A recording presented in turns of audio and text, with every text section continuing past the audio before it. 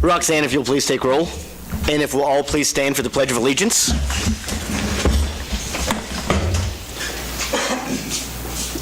I pledge allegiance to the flag of the United States of America and to the republic for which it stands, one nation, under God, indivisible, with liberty and justice for all. It does not appear that we have a pastor or minister here, so we will move on to review and approval of the agenda.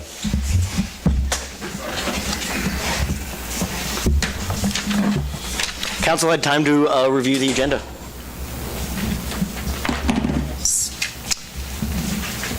I'd make a motion to approve the agenda.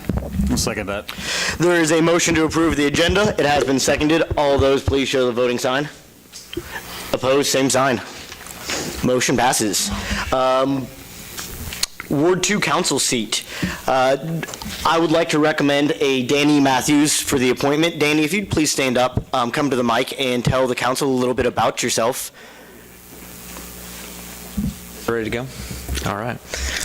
Well, I don't want to take up too much of your time this evening. I just wrote a couple quick notes here. I'd just like to thank you for the opportunity to be here.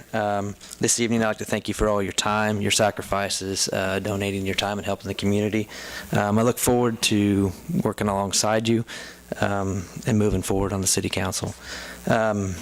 I'd just like to share a couple things about myself. I was born and raised here. I've attended school, worked in a small business, been a part of numerous activities, started my family here. So I've got a deep passion about the direction of the city of Iola, and hope to bring well-educated, uniformed decisions in any way I can to help. So that's pretty much it.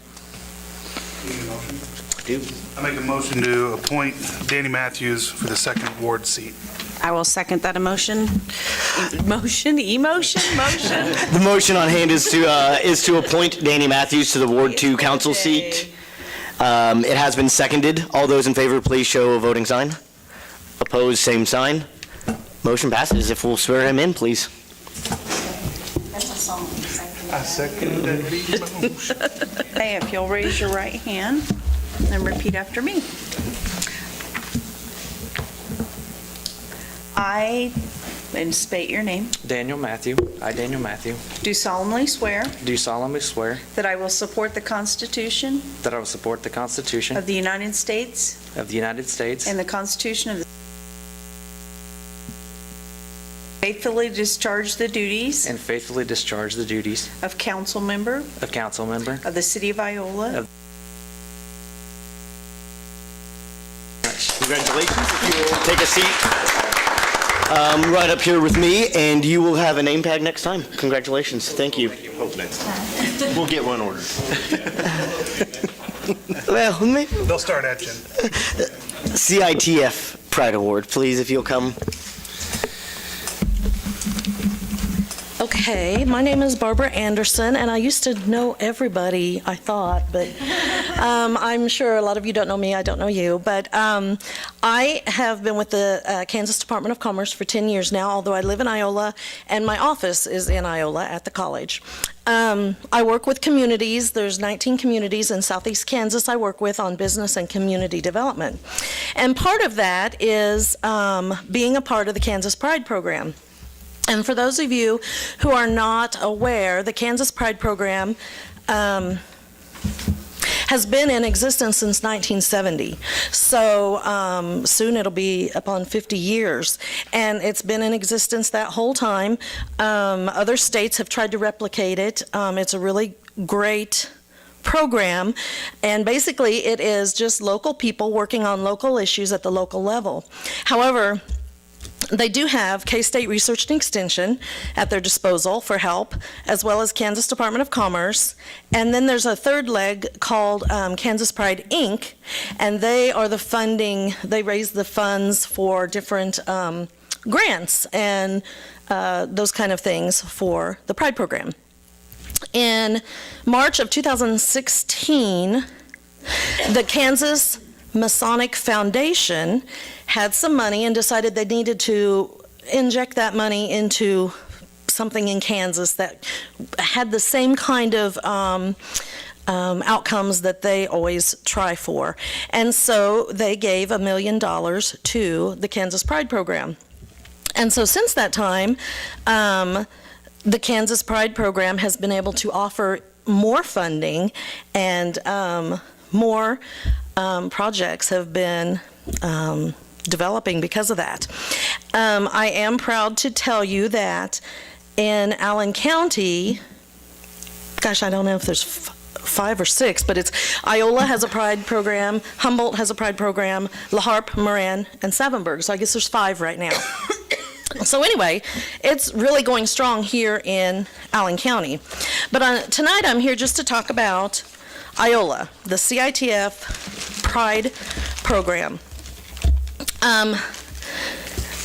They have some different awards available for different reasons, and one of them is called the Rising Star Award. And I want to read to you the narrative that brought about this award that you're about to receive. The Iola CITF Pride Group would like to nominate the City of Iola for the Rising Star Award. The City of Iola is indeed a strong community partner and works well with the Iola CITF Pride Group. Not only do some city employees attend our meetings regularly, but they also assist when needed on projects. The city administrator comes to every meeting. His 2 assistants and a police officer are 4 from the city that attend regularly. I forgot there's a councilwoman that also comes to the Pride meetings. This makes it so very nice when evaluating projects for the community. Our meetings are at noon, so the employees as well as the rest of the group can use their free lunchtime to gather with us. A few years ago, CITF Pride raised the money, and working with the City of Iola, they purchased the proper paint needed to paint the Riverside Park Community Building's 1940s retro design trim. They also purchased the paint for the city's retro public pool bathhouse. If it had not been for the city parks and rec director, Berkeley Kerr, they might not have chosen the right paint, as he knew exactly what kind was needed to ensure a lasting finish for years to come. The City of Iola also did the painting, so it was done exactly how it needed to be. Once again, more recently, when the Iola CITF Pride wanted to build a public disc golf course, they looked to the City of Iola for input. The city gave their blessing, and although CITF Pride raised the money for the equipment and concrete needed for the pads, the city primarily built the course, and now they maintain it. We feel very blessed to have such a wonderful partnership with the City of Iola. When the Iola Kiwanis Club began raising money for the all-inclusive playground to be built in Riverside Park, CITF Pride, as well as other clubs and organizations, pitched in to help. The City of Iola, however, granted the space for the playground equipment and now helps maintain it. Although the City of Iola does not donate money for our projects, the help they give is priceless. We could have not done, nor would we be able to move forward with projects without the city's partnership. For a few years now, Iola CITF Pride has been working on downtown beautification projects. Last year, in 2017, CITF Pride raised the money to purchase large self-watering flower pots for the downtown square. That project was spearheaded by Mike Ford, CITF Pride president and city police employee. He and City Administrator Sid Fleming, as well as City Assistant Administrator Corey Shinstock and their assistant Carla Smith, really took the bull by the horns, and once Pride had raised enough money, they made sure the pots were put in the proper places, filled with soil, and now they continue maintenance by watering the pots for us once a week. And once again, without the city's generous support, not in dollars, but in expertise, equipment, and strength, that project may not have been completed. It just goes to show it is not always about money. Iola CITF Pride works hard with fundraisers and keeps a pulse on the community to find projects that are wanted and needed. Happily, our fundraisers, grants, and donors help us find the money needed, but many times, as mentioned before, it is the expertise, equipment, and strength that are needed to help with those projects. I have only mentioned a few city employees and a few of the projects that we have partnered on, but we cannot ever express the amount of gratitude or thanks we feel for the City of Iola and all the employees and the help that we get. So, that is the letter that was turned in, and I have a plaque for you, I guess, John. Mayor Wells.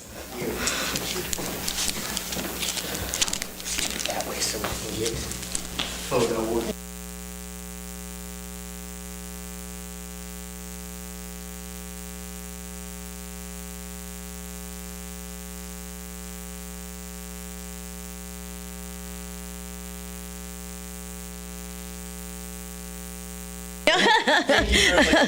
Thank you. Thank you, everybody.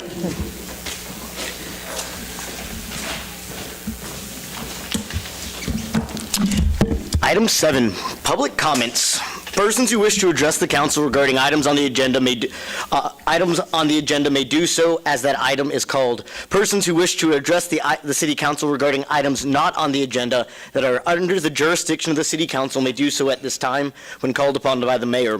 Comments on personnel matters pending in the courts, or with other outside tribunals are not permitted. Speakers are limited to 3 minutes. Any presentation is for information purposes only. The council will not take action. Miss Donna, got something? Any other speakers? Mr. Walden? Miss Maka, I can't see you. Oh, sorry. I'm just here for the Farm City Days. Okay, events okay. tonight, So I just thought I could answer any questions. Yes. Public comments. Once, twice. Seeing no public comments, we'll move on to the consent agenda. Has the council had time to approve the consent agenda, or review the consent agenda? Make a motion, we approve the consent agenda. I would second that motion. There is a motion to approve the consent agenda. It has been seconded. All those, please show of voting in favor, please show a voting sign. Opposed, same sign. Motion passes. We will go on to item A, Thrive Park request. Sid? Yes, Mr. Mayor, members of council, Thrive Island County has been making some improvements to the pocket park there between Sophisticated Rose and the Thrive Island County building. They requested a new 100-amp service to the park, and as staff understands the request, Thrive is seeking the installation, which is roughly about $125, and the usage to be free of charge. Currently, the park does have a decorative light that is connected to our street lights. At some time in the history, that got connected to our system and has been basically provided at no cost. Staff would recommend installing the new service. We could waive that $125 fee, but we feel like the usage should be paid for by, I don't know who needs to pay for it, but whoever is going to kind of take ownership of that park. I think Sophisticated Rose, the owner of Sophisticated Rose actually owns that property, but Thrive is the one kind of working to develop that park, so.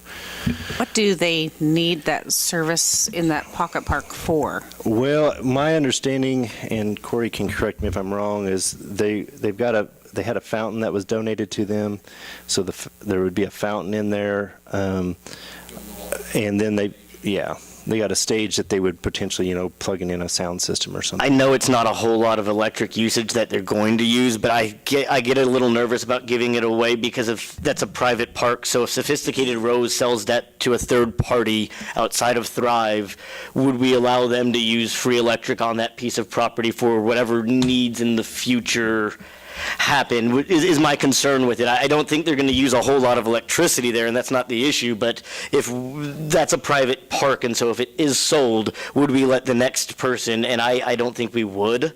And I would agree with you. I mean, I understand waiving the fee to get that service hooked up, but whoever's going to be responsible for that and use that should pay the electric for it.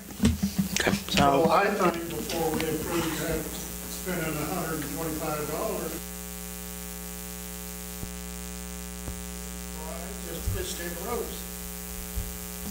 Well, right now, that would be tied to the property owner, and that would be a charge that would go to Sophisticated Rose, I guess.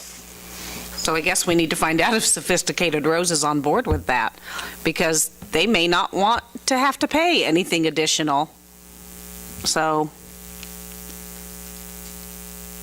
I would be fine if we figured the equipment cost and made them pay the equipment costs on it. We can donate the personnel for it, but I don't think that it's the right idea to donate the electricity. one way or the other, I think we could move forward today, and rather than holding up the project for 2 weeks, if you approve it, and then if Sophisticated Rose says we're not going to do it, we just won't do it. Does that make sense on the project? If they say they don't want to pay, but if Thrive's willing to, then Thrive can pay Sophisticated Rose, whatever. I would hate to sit on this project though for 2 weeks. If they do have something coming up, let them move forward with their project. If they say no to staff, then they've said no to staff. We can still approve it. How much of that 125 is the actual cost of, like you said, the equipment, and how much of it is? That would be setting a new meter. Well, but I think, But that so what it would cover, it would probably cover the equipment, don't you think? The actual, like, material that we would use to set that meter. I would imagine that our fees for that That's a standard set don't rate. cover the full cost of what it would take for us to. If mean, anybody that's else for came in for a commercial electric service that wouldn't cost, or that wouldn't be anything additional than normal, which like this, is $125. That's our labor and equipment and materials to put the meter loop. That's just a standard rate. So unless there's a big expansion or extension of electric line to get to it, and then that's the time and material. But this one is going to be it's pretty simple. So.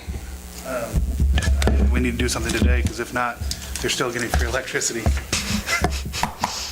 Well, and I guess that would be a question, I mean, I think we've kind of thought just out of simplicity, that street light or the decorative light, we keep that, it's already on our system, it would cost more money to separate that out, but that we would basically put a meter loop in, and they would have they would have to pay an electrician to put a junction box in there and an outlet for them to be able to utilize. And essentially that light, I don't know how long that light's been that way.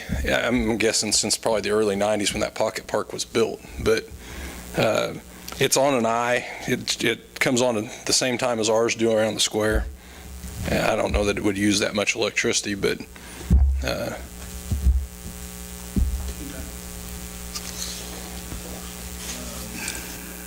guess in my opinion, though, it's pending whether or not Sophisticated Rose wants that tacked onto their Roxanne, bill or not. Roxanne, correct me if I'm wrong, but we could set it up as Thrive paying the bill as well. Anybody could pay the bill on that. It would be like a lease or just like they're renting the property essentially. So it could be anybody that donates to pay that electric bill. But I would suggest then because staff can figure out who's going to pay it. You're fine, Mr. Walden. Did Corey say anybody can pay this bill? Is this a one-time thing? $125? The meter fee. The meter, the the actual, monthly service, the one-time fixed fee, Larry, the $125 is to set the service. They would pay the usage.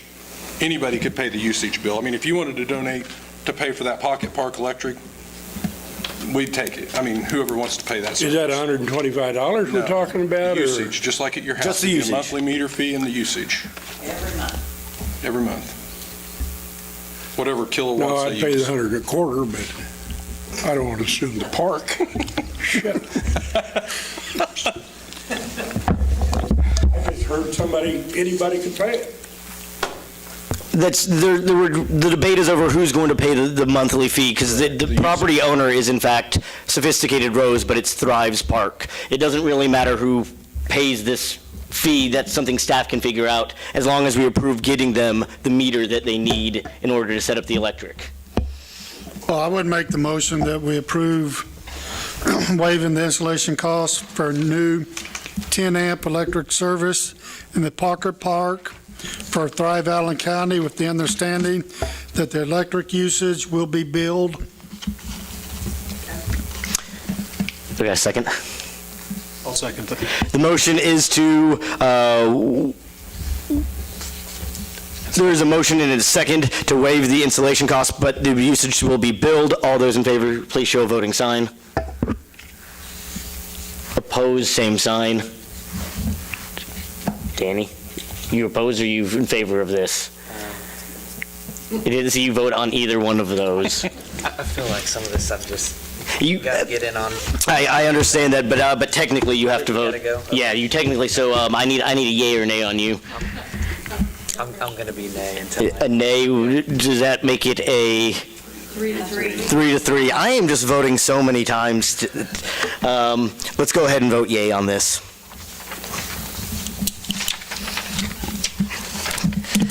Mill and overlay, item B. Corey, is this you? Yes. Our annual project has came up again this year. We have, let me get my notes here. We have 4 sections we're looking at or we bid. We sent this out roughly a month ago. And we actually had a pretty good response. Typically, we only get 1, maybe 2 bidders on the mill and overlay. I sent it to 5 firms. Got 4 out of the 5 to respond with bids, which I thought was good. They ranged from the low bidder of $305,311 to a high bidder of $422,795. Everybody met the specifications. Our low bidder was Secan Asphalt or Bettis Construction now in the amount of $305,311. The streets that we bid were First Street, Madison to Lincoln. US 54, it's kind of piecemeal. We're doing some patchwork on it again, just trying to get by until we do a full depth restoration of that street. So we'll be hitting and missing some driving lanes there just to get us by another 4 or 5 years. And then Cottonwood Street, we're going to do Madison to Lincoln. That's something we did probably in 2003. And if you see there south of the high school at that intersection of Jackson, it is just starting to ravel something terrible. So that's our other one. And then the second piece is over by the new apartments at Iola Industries Apartments and G&W, that 1 block of 2nd Street there from 54 Highway to the south to Madison. The chip seal got tore up pretty bad during construction, and the patchwork just wouldn't hold on the chip seal. So we thought we'd do a small overlay there. Actually, we came in pretty good dollar-wise. We had $500,000 allocated for the project this year, and we're well under that at $305,000. Staff's recommending to award the contract to Bettis Asphalt Company and authorize staff to execute the contract documents and move forward with the project. I think we're looking at I think they told me June 30th or some day, I can't remember right off the top of my head, that they would start. So, Are we on the 4 or 5 year rotation now? chip seal, we're on 5. Chip shears, okay. This project, we try to do every other year. Okay. To do some overlay work, just to let the fund build up a little bit. This is what we call Fund 36, which is the gas tax fund for roads. So, what is the completion date on this? let me look at the contract documents, Gene. I think there's 60 days completion on the project itself. I don't think it will take nearly that long. How is this going to affect the traffic that's already going through 54? I mean, they'll have to, the contractor's required to provide adequate traffic control. Are we going to have a detour on a detour? No, we won't have a detour. They will do one side or the other, and my guess is they'll do the north side patchwork, one stretch through, and they'll probably cone things off and have two-way traffic. Instead of 4 lanes, they'll just have two-way. The north side might be east or west, just depends. But that's kind of up to the contractor. They've still got to meet KDOT requirements as far as lane closures. And they very well could leave 2 lanes on the eastbound open and run single lane westbound and do the patchwork. Because most of our work is on the outside lanes. There is some on the inside, but it's very, very minimal. I don't foresee it being by the time they get started, some of that traffic I think will taper off too on 54, just because of the truck patterns are going to figure out a way to get around some of that, coming all the way down to Iola and working their way across. But 60-day calendar completion date, Gene. And there is a $500 a day penalty if they're not completed. Well, it says here anticipated July 30th start for the project. Okay. And I'm just concerned I can about tell you the that school, if they're doing Cottonwood, will they have that done they before will have school that. start? That's probably going to be the first place they go to, is my guess, doing Cottonwood. Okay. And we'll work with them. Bill Delich, that used to work for Secan, as their estimator and project manager out there. So he's very well aware of the area. So I don't have any doubt that they'll come in and do a good job for us and get it completed within the time frame. Like I said, it's a 60 calendar day job, and all issued a notice to proceed no later than July 1st. So if they're not going to start until July 30th, they're going to burn 30 days. So that kind of tells you how fast they'll get in and get out of here. Dan and I would anticipate probably maybe 2 weeks on the project if the weather holds. Okay. So it's They'll going to be be out pretty there quick. before school Oh, starts? Yeah. Okay. They'll probably have the whole project complete before school starts, would be my guess. Okay. State to third. Any questions, concerns, guys? The money's been allocated through the budget process, and like I said, we got $500,000 allocated, and there's Dan and I would just like to move forward with this part, and then we'll look at that and save that other money, and we'll use it in a couple years down the road with some other street projects. I kind of like to hear what the plan is for the section between state to third on 54. I know that this bid is for 9,769 square yards. Did they bid that specific area or just that amount? They bid the yardage that we gave them. We measured it all out. We'll go out and mark it. What we'll do, Ron, is we'll meet with the estimator on site or the project manager, and we'll actually paint the areas that we want done. But they were handed maps with the bid specs that show the areas that we want detailed out or milled and overlaid. So they're very well aware of what sections of that part of that highway. And I can send you guys some updates if you want to when we get a little closer. Right now, I've got to award this thing before I can really have any pre-construction with the contractor, but I can show you the map if you like, Ron. If you're concerned about the areas, I can show you kind of what we got. I'm worried about the construction with the traffic right now that we have. If we have the trucks going through that they say that we do, and we're going to shut this down, so they have 60 days, you said, to get it done? Yes. So essentially, they're going to have the state to third shut down for 15 days. I don't think they'll have that street shut down. It will be an open street with lane closures. Correct me in the past, they generally will either close down the two east-west side or the two north side, and then it goes to single lane traffic, Correct. or they'll close the two outside You lanes won't. or the two inside lanes as they do it. So they'll close the outsides. They'll just shift traffic from one lane to the other is all they'll do. Yeah, They'll that's have the way those they big did it tall last cylinder time. cones. And, they'll be required to follow KDOT guidelines as far as traffic I guess the control. problem is that we're in this bad situation for the next 18 months at least, and then as soon as we're done with that 18 months, they're closing down another portion of the highway that probably, the other portion of the highway that may get us in this another situation that we're in for another 18 months. I don't know if we can sit there for 3 years on state and just say, we're not doing we're going to get ourselves into way worse spending if we don't kind of do this preventative maintenance. Well, I know one thing is I drive to and from Chanute every day, and I was coming home tonight, and the deputy was sitting out there on the highway, and he detoured there at Humboldt exit, he detoured 3 semis back to the south. So I know they're trying to start to curb that traffic a little. Well, so now we sit and say that we're going to have to potentially do this for 36 months now. What kind of extra wear and tear are we going to have to plan for this section again when it's coming up? I don't know. That's hard to tell right now when you don't know what kind of traffic volumes you're dealing with. Have we put a counter out or anything to see what kind of increases we've had? I don't think, we haven't put anything out. I think the state's going to be counting traffic, or already are counting traffic on those lines. We've got the those data, lanes. we've got the census data or the traffic data that KDOT collects. I don't think they do that annually. I think it's every other year that they collect that data.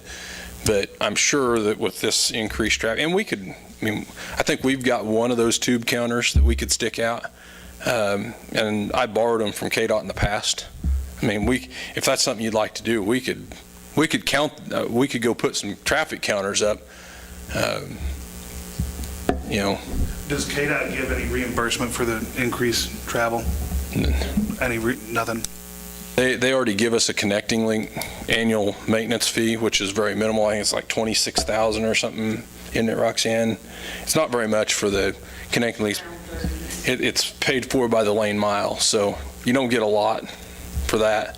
I think we definitely need to be tracking this traffic and seeing what kind of extra damage that we're going to have to look at in the future. You're already dealing with a street that has very bad base issues anyhow. Sure. And like I said, this truly is a maintenance overlay on 54 Highway. Right. It's a patch trying to make it last another 6 to 7 years to get us out there for full depth restoration.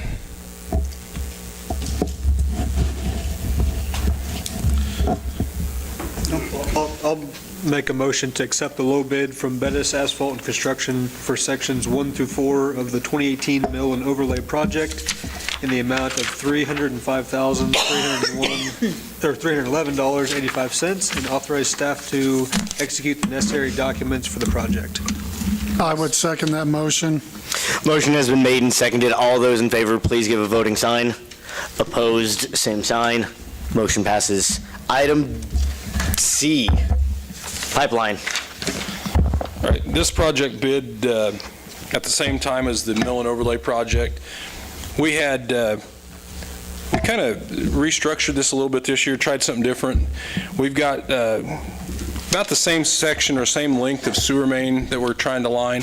We also threw in a couple areas of storm pipe that is something I don't know that these companies necessarily do, especially on the big sizes.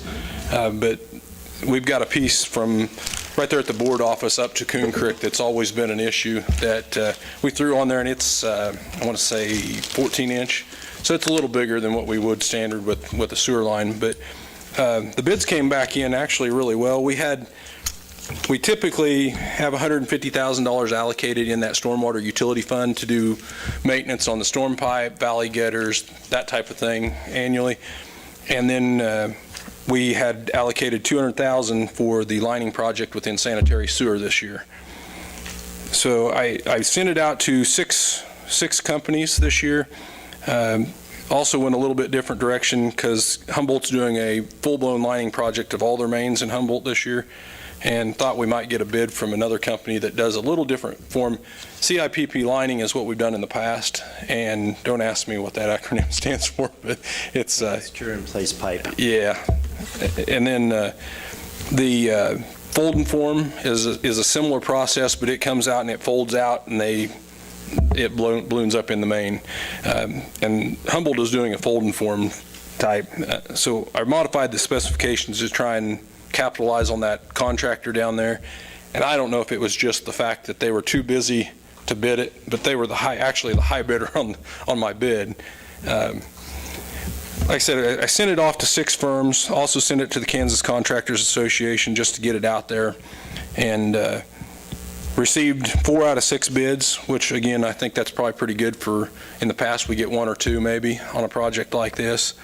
Vigisur has got a office in St. Louis, Missouri, was a low bidder at $135,249.40, and the next lowest bidder was in situ form, which we've had to do work here in the past, at $139,714. So it was pretty close.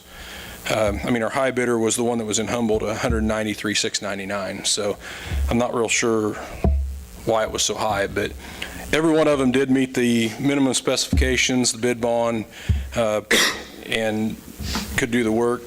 Staff's recommending moving forward with Vigisur out of St. Louis for that $135,249.40, and with the Section 5 and 6 coming out of the Stormwater Utility Fund, and the Sections 1 through 4 coming out of sanitary sewer. And I could list off where these are at, but they're probably not going to, unless you just want to know. We've got a section from Coon Creek to Garfield in between Chestnut and Walnut that we've had some problems with, and then a section from over around B&B Cafe, 300-foot section over to that main there. And then we're doing a short block. We actually have a sewer line that runs under Lincoln School that we're going to line. That's about 330 feet. And then the other sanitary would be from like Jim Street in between Sycamore and Cottonwood south to Coon Creek as well. The 2 storm sewer pipes are the one I mentioned from the board office corner up to Coon Creek, And then we've got a little short, I want to say it's like 70 feet or something, across State Street there at China Palace, that's given us some problems that we'll try and line as well. But any questions, concerns? Did you say that that was bidding a pipe bigger than what we needed? No. I may have missaid that, Ron. Stormwater is like the size of our stormwater pipe that we bid is a little bit bigger than they typically do with the CIPP. Yeah, sanitary They is can do typically. it, it's just not their Okay. bread and butter. Gotcha. Yeah, sanitary is typically 8-inch, 8 to 12-inch, and all of the sanitary is 8-inch that we're dealing with on this project. Like I said, that little piece going across State Street, I believe, is 14, and one maybe 12-inch, the other one is. So they're a little bigger than standard. That's why we didn't know exactly what to expect when we bid those two sections. But I think it's a fairly reasonable price, and to give it a try, it's a couple small sections. Now, is this part of that, results of that imaging we had down here a few years ago? This is to keep moving forward and trying to line some of these egg-shaped or cracked and broken down 100-year-old sewers, Gene. It works right in with our master plan and planning for the water and wastewater plan. It's a project that we'd like to think it helps with the infiltration of the stormwater into our sanitary sewer that we are treating. Not always the case, because there's a lot of roof drains tied into those sewers that we just don't know about. But it's a good maintenance, annual maintenance, and we do this project every 2 years. It would be nice to do this much footage every year, but we try to allocate. More than we usually do? No, this is right at the same footage that we do every 2 years. And like I said, it's usually around $180,000 to $200,000 that we spend those 2 years to try and get some of that footage done. And our master planning that we're going to talk about here in a little bit will also fall in line with this and help us try and guide us to maybe do different sections that we weren't aware of in the future. These are based on staff recommendations of the water and sewer guys that know where they're working on point repairs and issues that they've had, breakdowns that just are collapsing. These repairs are much cheaper, correct me if I'm wrong, than actually replacing the entire line. Correct. So we do a little bit of maintenance and we prevent probably from the full replacement where we rip up the streets or the alleys and then people are without sewage for a large portion of a day or worse. Essentially, what you get is you get a PVC pipe inside of a clay tile, broken down pipe. It may be a little egg shaped due to the shape of that clay tile, but you're going to get hopefully another 100 years out of that line if we're lucky. So, questions, concerns, guys?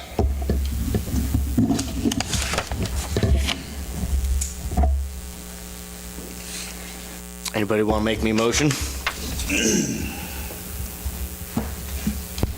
Nancy, you've been on a while. Are you good? I'll go ahead. Yeah, I actually am. And I know that we've been doing this lining, and it does seem to have worked, and it is a cost-saving mechanism. I mean, by going in, like you said, we're not tearing up streets, we're not tearing up lines, we're not replacing lines, and this is a way where we can go into those existing lines and, just basically insert that other pipe within there and save ourselves some money. And actually looking at this, I mean, this is quite a bit lower than what generally we would have seen for a project like this. So, I mean, it's kind of nice to see a number that has gone down considerably instead of up. So yeah, I think that this is actually the smart way to take care of an issue like this when you're, like you say, when you're dealing with 100-year-old pipes. Sure. I would agree. We sit here and we always look into, cut this and slash this. And when we sit here with a $200,000 budget and we can sit here at 135, 249. So I'm going to go ahead and make that motion to accept the low bid from, I'm going to butcher this, Vishu Sewer in the amount of $135,000, $249.40, $114,000, $707.40 from wastewater utility CIP funds, and $20,000, $542, and the stormwater fund, and authorize staff to execute the necessary project documents. And I will second the motion. There's a motion and a second to award the bid to Visi Sewer. All those in favor, please show a voting sign. Opposed, same sign. Motion passes. Thanks, guys. Item D, Sid.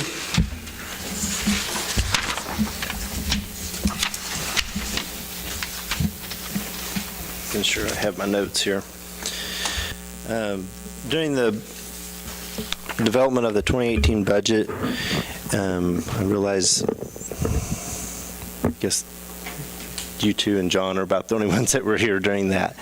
In an effort to try to plan our capital projects, we created what we called CIP funds, capital improvement project funds within each utility. So the gas utility, the water utility, electric utility, and the wastewater utility all got these CIP funds. And the idea is that as we plan out projects in each of these funds, we would take revenues from those funds and transfer it into the CIP portion of that, and to pay for those projects. But also, initially, each of these utilities had some money that they were saving in equipment reserve for bigger projects. For instance, the sewer lining project, there was money in equipment reserve for that particular project that we would use each year that we did the lining project.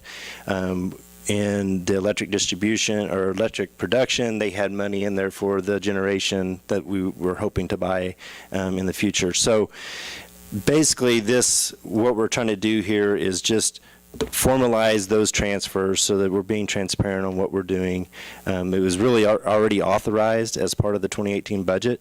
The other thing is these values you see are a little bit different than what we had budgeted, and that's basically looking at between when we were projecting during budget and what we have in those funds now. There's a little bit additional money and the idea is we're not taking away from potential equipment purchases. We're just taking what we had designated for generation, what we had designated for lining, what we had designated for tank repairs in the water, and transferring over to the corresponding CIP funds.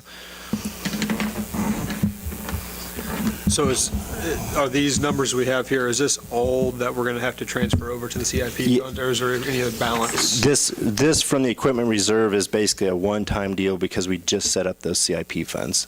In the future, typically we'll just allocate certain amount of revenue from what I would call the operational side of gas or water or electric and transfer into the CIP fund so that we're paying for projects as we got them lined out.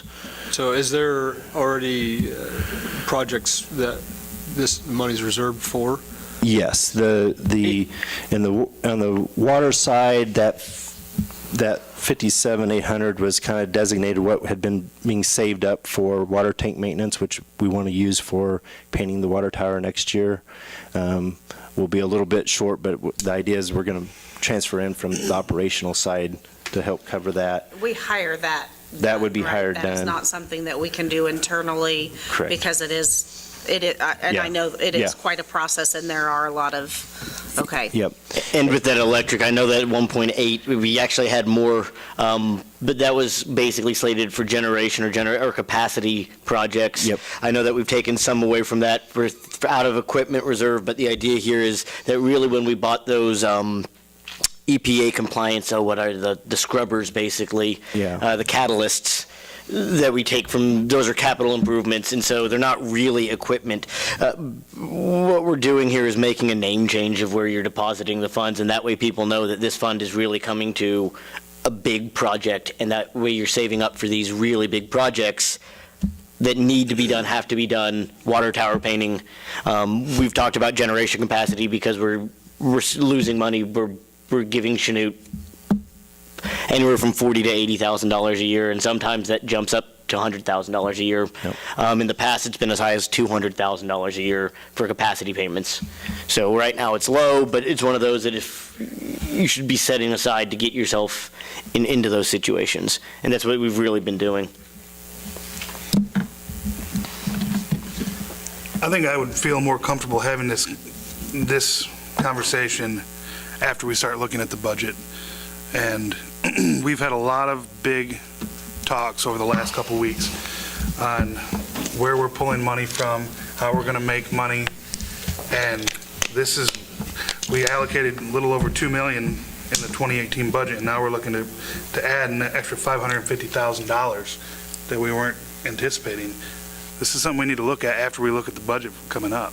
These initial transfers, Table 1, were what was budgeted. Correct. Those are in the 2018 budget. I understand The that. addition are what, when we look at what we actually have in equipment reserve, what had been saved, and what, from where I projected what we were going to have to where we ended up at the end of the year and all that, we actually have in electric production this 2.272.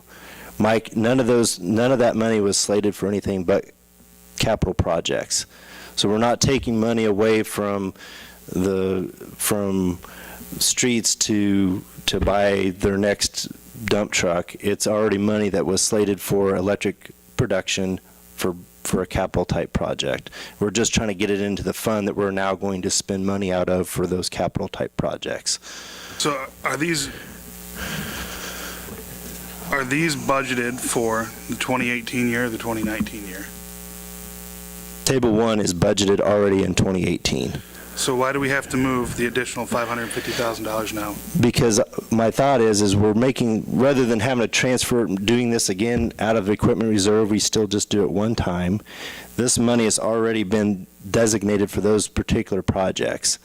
Those are basically payments that we've made Yeah, we've for already future saved projects. $59,633 for the water tank project in the water's portion, water production portion of the equipment reserve. So it's taking that money and putting it in to where we're going to actually spend that out of next year for that CIP project. Table 1 were the projections, and Table 2 is actually... Is actually what we have in there today that we could cap. Not right. the projected amount. And if we did better than what project. Right. And then that also, if you make these, then that means that you can transfer less from the operational side of your regular revenues into the CIP because you've got more here than what you had originally planned. So why can't we move this $550,000 after we start talking budget, after we look and see where we're at for the coming fiscal year? Because then we're making 2 transfers out of equipment reserve. I would prefer to do one. Why? Just because it's cleaner, I think. Because that money has already been, this money is not money that wasn't set aside for these projects. In wastewater, $241,000 is what was set aside, had been being saved up for the lining projects. Put it in the CIP where we're going to use it for potential lining projects and other projects going forward.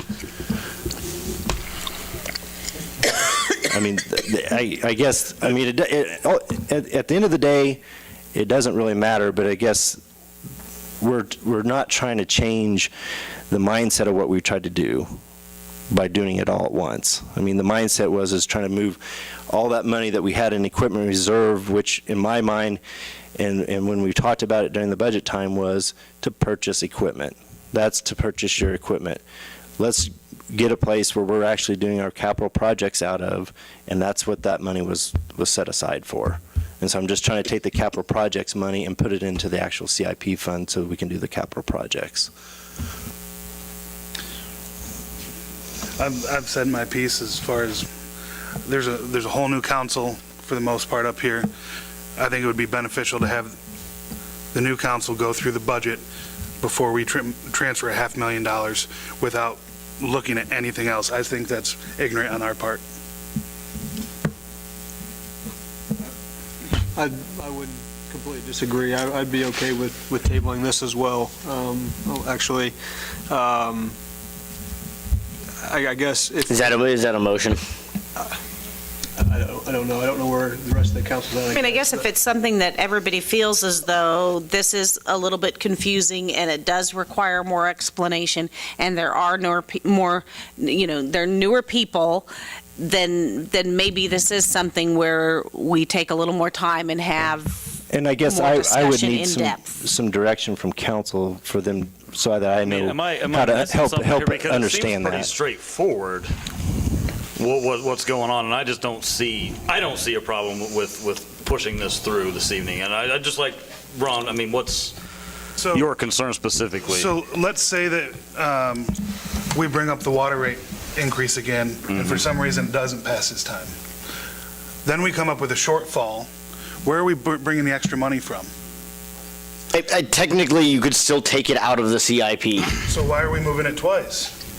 I mean, the idea, though, is not, every time you take from the CIP, it should be for a capital project. And capital projects are things like we just discussed, which are doing, like, the sewer lines need to be replaced one way or the other. And we can either not put money aside to replace sewer lines, and they still need to be replaced, or we can put money aside to replace sewer lines, and they still need to be replaced. We can either not, we don't have to buy new generation capacity, but when one of those generators goes out, it's $1 million generally minimum. I'm not opposed to the idea of going on board with you. I want to know, and when what I'm hearing from you is maybe this is it going to cause extra legwork? Is this going to be kind of a pain? Is it? Well, I can provide additional information, but I guess I don't know what information you need to help council feel comfortable with doing And I guess this is this. what I'm saying, Ron. So you're looking at this as, this is what, on table 1, this was what was budgeted, this is what, and then we get down to table 2, and there's actually additional funds.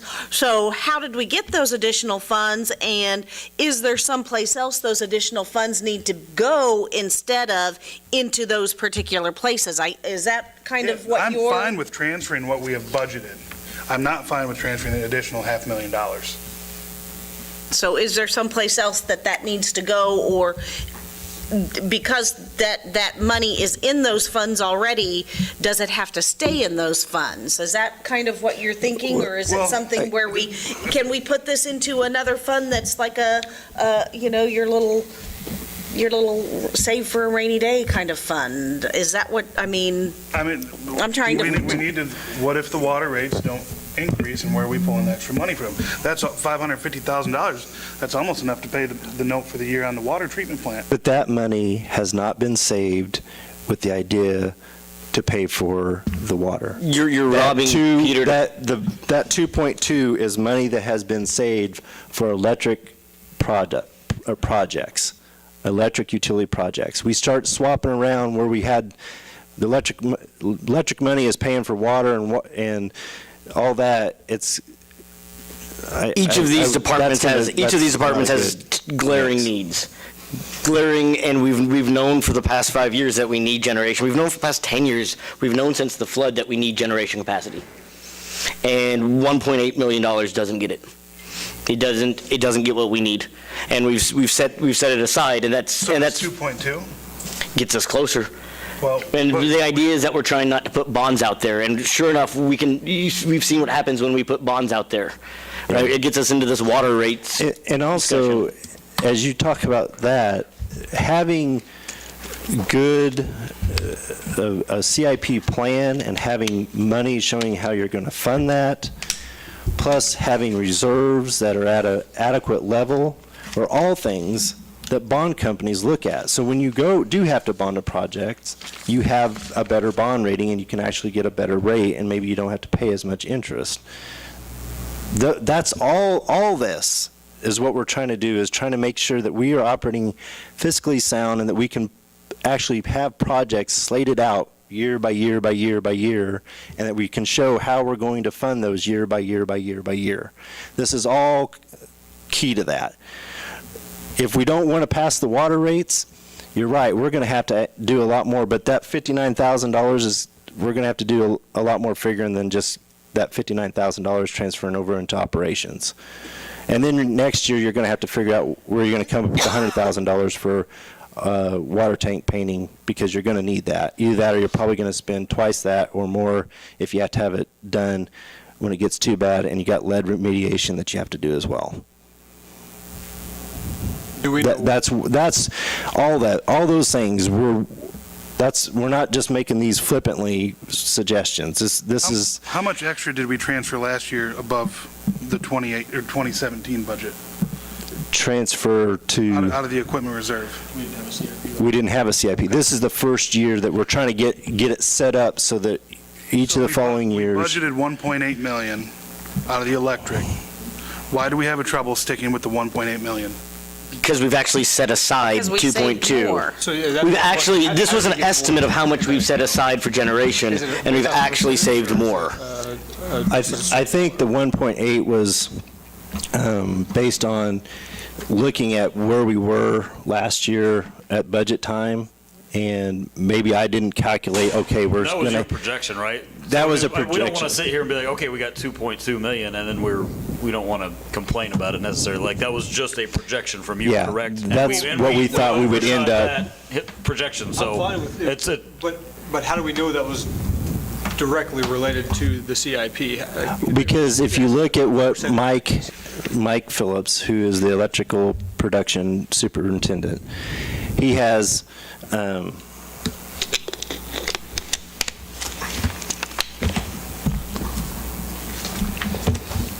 his equipment reserve, the way he's got it broke down,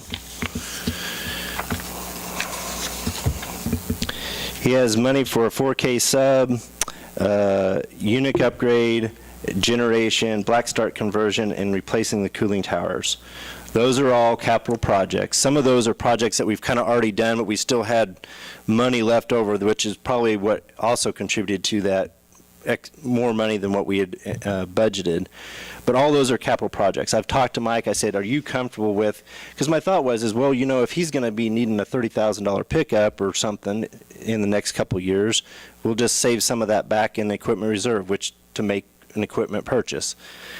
He was good with, let's get it all over to the CIP so we can have money to buy the generation that we need to buy. I mean, that's the approach. I'd like to remind everyone, too, the average age of those diesels is what, like 1970? I don't know. They're yeah, I would say Late 60s, and that's over half of our capacity. Over half of our capacity is a 1970s diesel generator. We have to begin replacing those. I'm not saying no. I'm saying, why can't we look at the budget first? That's it. We have all these new members. Why can't we look at the budget first?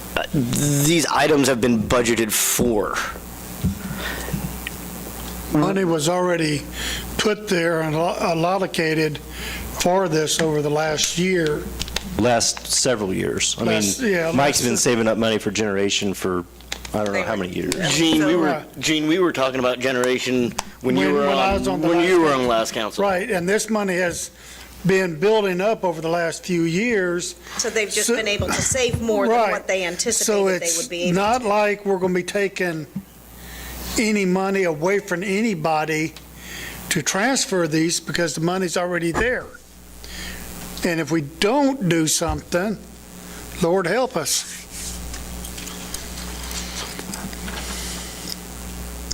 I mean, I understand, I think, it's been a big discussion for all of us as we want to look at the budget, but I just don't see a purpose in putting up a roadblock here with this. I would love, I mean, if you have more, I don't see the disadvantage, I guess. I mean, I know there's a lot of new people on council.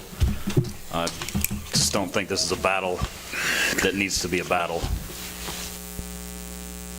I mean, I guess, does it just break down to when you're saving money and you're putting money in your savings and you're putting money in your piggy banks and you're putting money they were just able to save more and build that up more than what we thought they would be able to. So from that projection, they were able to substantially increase that by maybe pinching pennies and I think cutting part of out it too other is how we were things, or- classifying projects, Right. particularly in the electric. We had guessed the 1.8 for generation, but there's all these other capital improvement projects that they've been setting money aside for.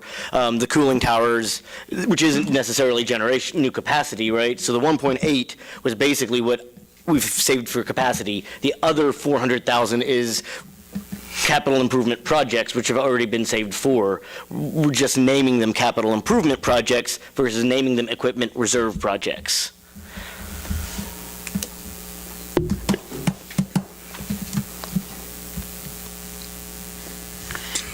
So it's not taking money from any place else, though. It's taking the money that they have already been putting aside for these existing transfers that we planned on. However, the numbers that we planned or projected ended up being lower because they were able to put back more and save more. So therefore, now there is more money in that to put into that CIP. Your sewer project's a prime example. I mean, you just came in under budget, so that money's sitting there. So that's in your equipment reserve account? It's in right equipment reserve So that's- now. that's- The idea was we were going to have all this transferred and you- pay for it out You of budgeted CIP. 200,000. That's how you come up with. So the that's cost. where Okay. you come up with that, because Yeah. by saving money on other things, then that boosted these numbers up that were originally projected. I would make the recommendation that we approve resolution number 2018-11 and authorize the necessary signatures. Second that. There's a motion and a second to approve Resolution 2018-11. All those in favor, please show a voting sign. Opposed, same sign. Motion passes.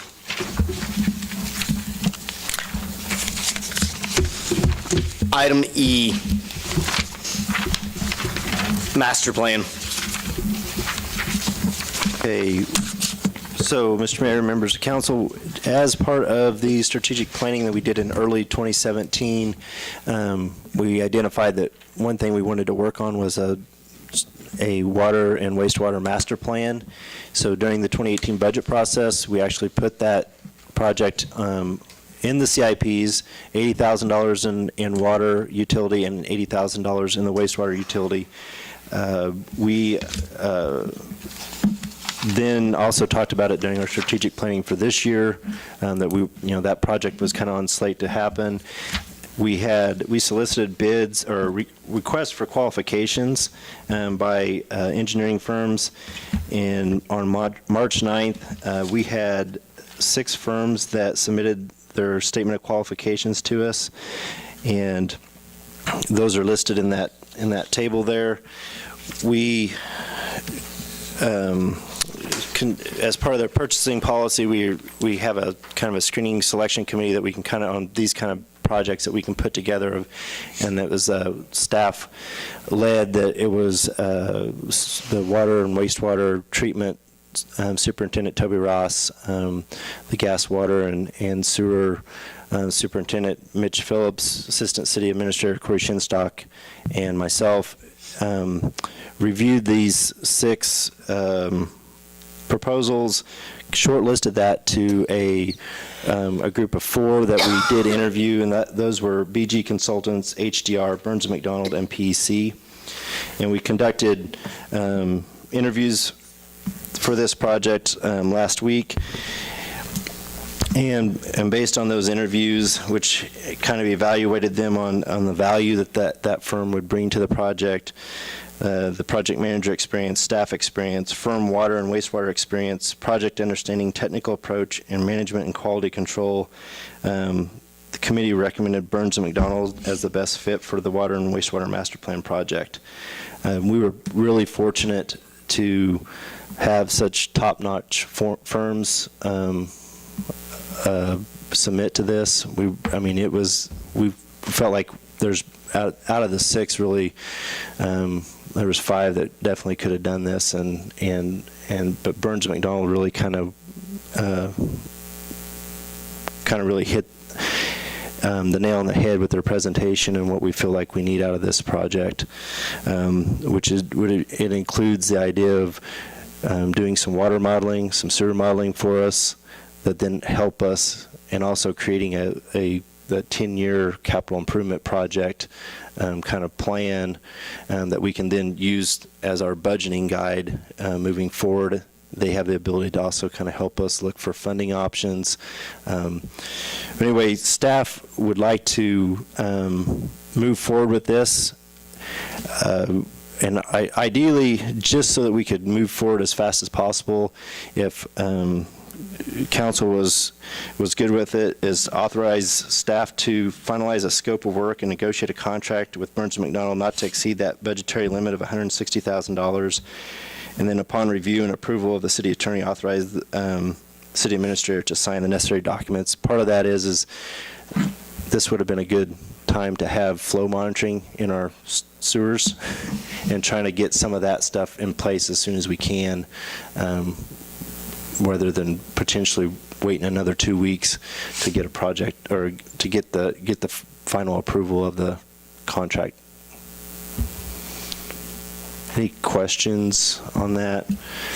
So are they going to come in and look at our wastewater and water and plan out, tell us over the next 10 years what we need to be replacing or what we need to be updating? They will help. I mean, they're going to come in and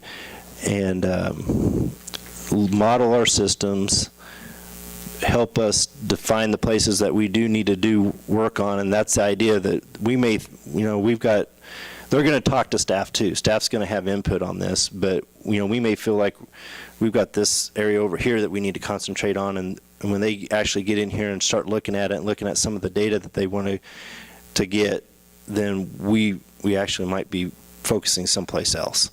On projects, trying to get us the best bang for our buck on projects, and trying to make sure that we understand when we look to do maybe a street project, if we know that, hey, it makes sense for us to upgrade this water line that's under this street too, that maybe that becomes part of that street project going forward, trying to kind of put all those pieces together and help us with a good plan. Now, So part of this then helps that kind of the economy of scale? yeah, Basically, that you're doing X, or you've got projects of X, Y, and Z, but you've only got a certain amount of money.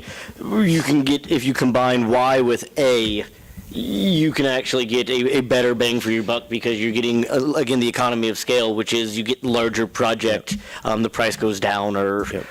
and with some of that is they may have suggestions when they get the modeling done, that if we put in a short run of water line to connect two different kind of loops, that maybe we get better pressures or get better flow in those areas.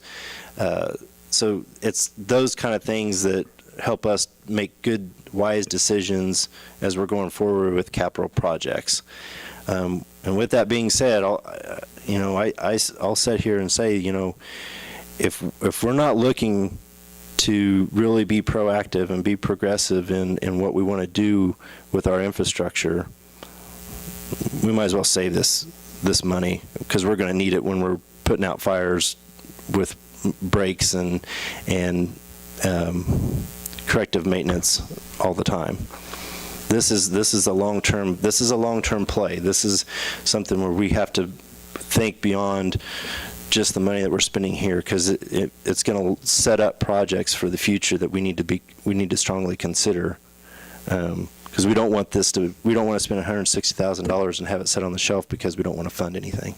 That's my professional opinion. On here, it says we allocated $80,000 for a master plan, so now this is $160,000. Is that? We allocated $80,000 in each utility. In each utility, Yep. okay. Okay, so that has been. In both the water utility and the wastewater utility. So this is for a 10-year plan, is that right? Yes, I think that's our planning window. Money's already there to pay up to 160, right? Yes. The money is there? Well, we have the money allocated in wastewater in the CIP, and we have money in water. I believe we have enough to pay for that right now in water. Did we budget this? Or Yes. Just, we have the money there? This is budgeted. This came from some of our strategic planning. This came from strategic planning in early 2017. We budgeted for it at the budget process and for the 2018 budget. It's just Knowing that we have to have the knowledge to be able to plan this, so that we can take care of these things that potentially can. I think part of the discussion happened because we were in a discussion about water out at airport. And we got into this discussion over, well, as we're building Project X, wouldn't it be nice to know, how big of a line you'd want on Project Z? And we just didn't really know a whole lot of that as we were expanding into Rural Waters District 11 and 7. And as we were getting those and we were doing some projects out there, we realized that we had to start looking at this entire thing, right, as a, rather than the piecemeal approaches we're doing, and we don't have the knowledge right now to look at the entire system. And the CIPs that we have in the budget are staff recommended projects, and those might, after this project is done, those might, likely they're probably going to be somewhere in that 10-year time frame, but they might be pushed back. There might be something else that's more urgent or something, but yeah, this is going to help us planning out and putting those projects in the budget going forward. What's the time frame to have this master plan done? I think if we can get started as soon as we can, I think their time frame was it December? Was that, we had 4 of those. I think December was their kind of target. So will it be ready, but it won't be ready? It may not be ready for budget time, but we might also we might be far enough into it that we might have an idea that, hey, we do well, or at least, hey, this is a project you need to probably do in the next year or something. Critical project. Yeah. If you don't fix this lift station, Yeah. or if you don't fix the motor or the lift on this lift station, you're gonna blow out this other lift station. Okay.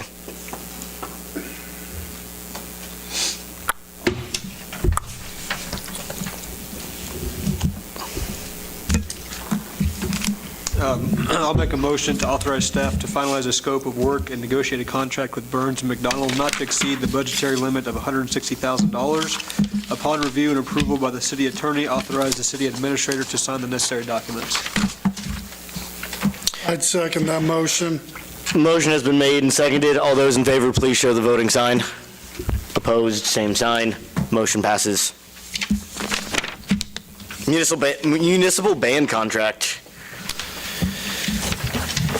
Yes, Mr. Mayor, members of council, this is basically the standard agreement that we have with the municipal band. They do 9 performances starting on Memorial Day, and then run on Thursday evenings in June and July. And we pay them $6,500 out of the Convention and Tourism Fund. I would make the motion to approve the payment of $6,500 to the Iola Municipal Band for their continued performances on the Courthouse Square for the 2018 summer season, especially considering that this is the longest-running municipal band in the United States. It's pretty cool that we have that. Motion has been made and seconded to approve a payment of $6,500. All those in favor, please show a voting sign. Opposed, same sign. Motion passes. Quick com. Okay, Mr. Mayor, members of council, staff, and City Attorney Bob Johnson met with QuickCom representatives earlier today. We discussed that proposed franchise agreement that you had in your packet and a timeline for the agreement approval.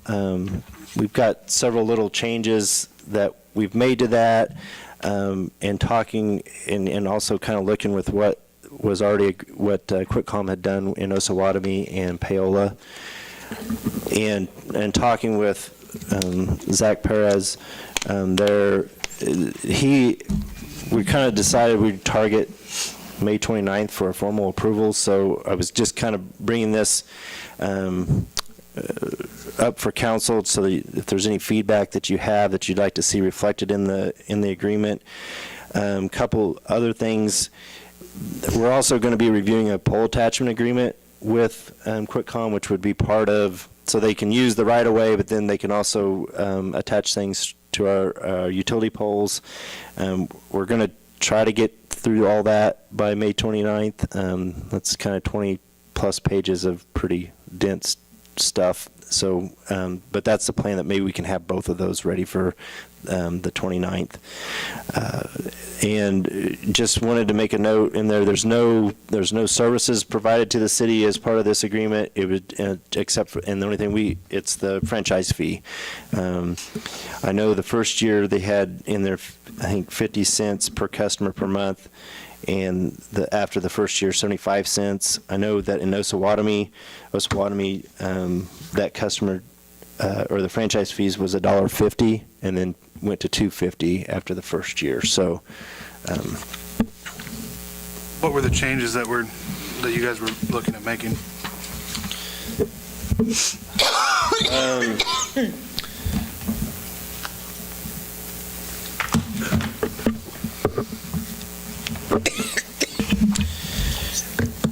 Oh, just adding a section in there regarding, or adding some language where it talks about using our existing utility poles, that there's going to be this pole attachment agreement.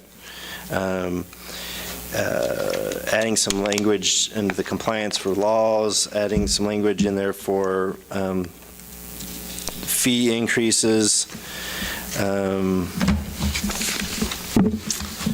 Franchise fee increases? Yeah, fee increase. Not necessarily lining out, but giving the ability that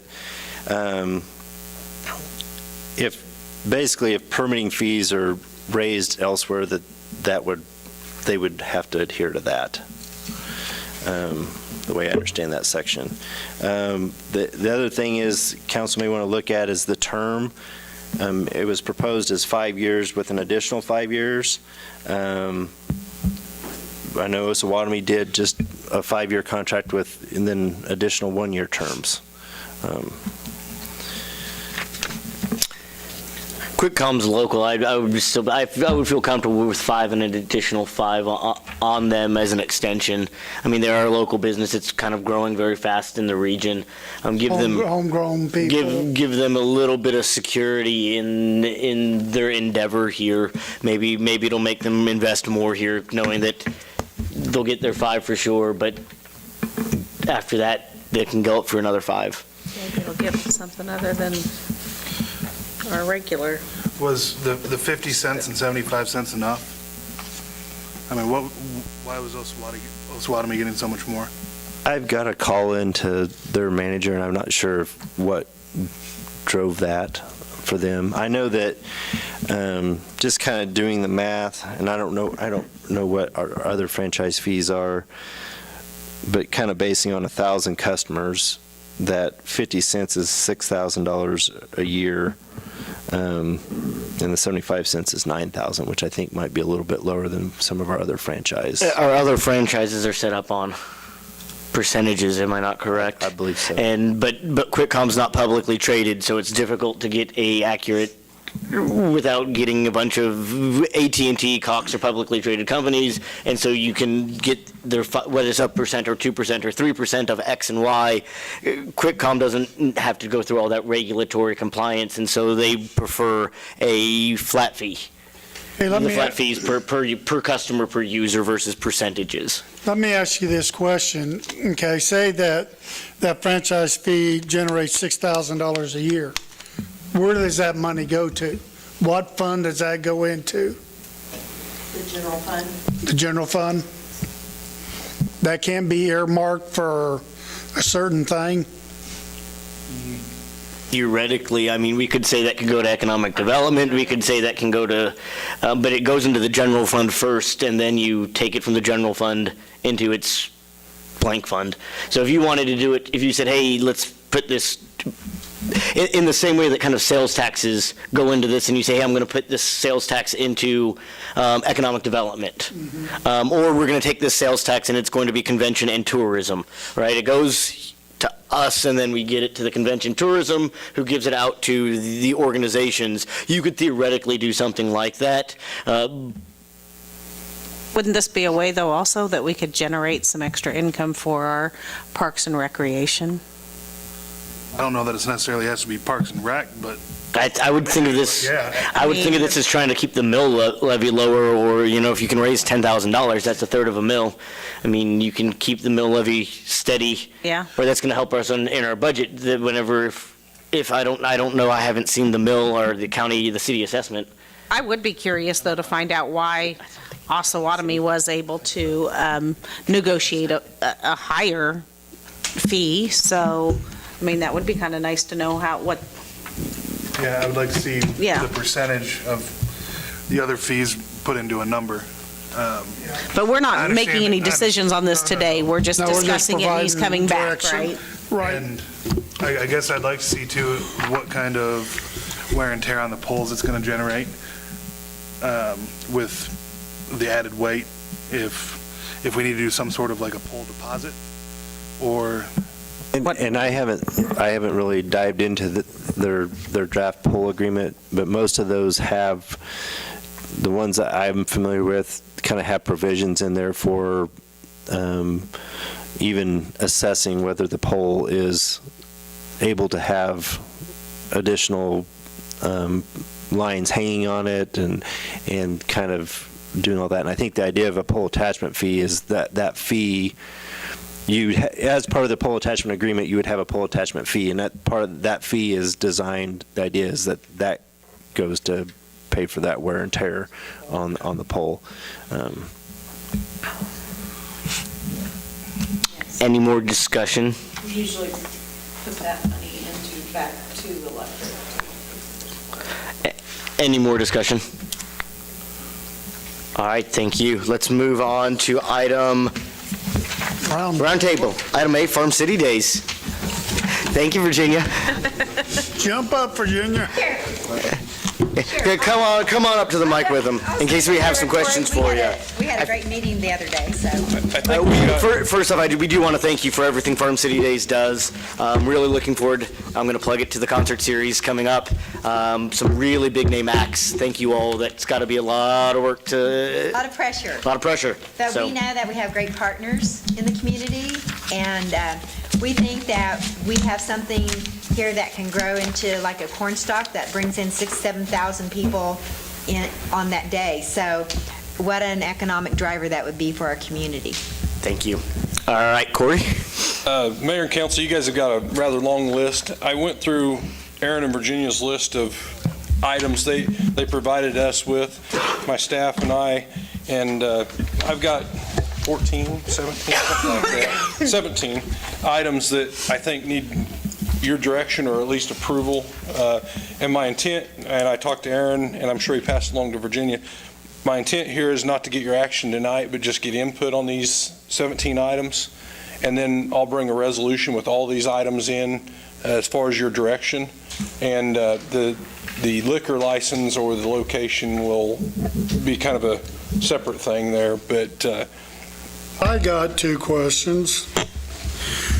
On number 9, requesting overnight camping, and the staff is not recommending this due to the added vehicles. Well, They're not going to be in the main park area.